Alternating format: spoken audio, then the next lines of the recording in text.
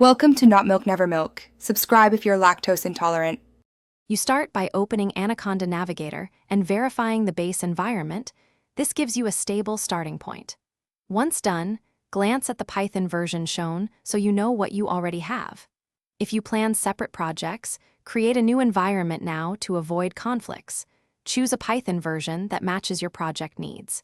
Make sure to enable visible channels like Conda Forge if you need extra packages. Then proceed to the Environments tab for the next step. Now create your dedicated environment and pick a clear name so you'll find it later. Select the Python version required.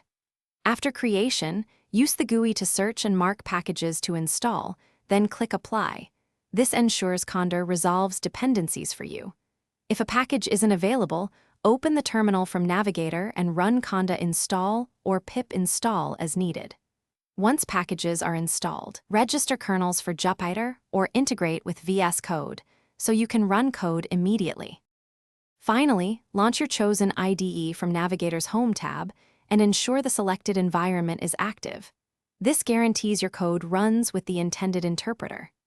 Run a quick test script that imports key libraries and prints a result to confirm everything works.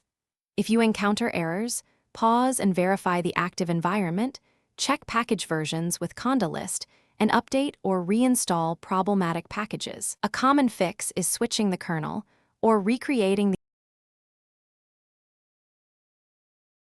Thanks for watching. If this was helpful, leave a like and consider subscribing. See you next time.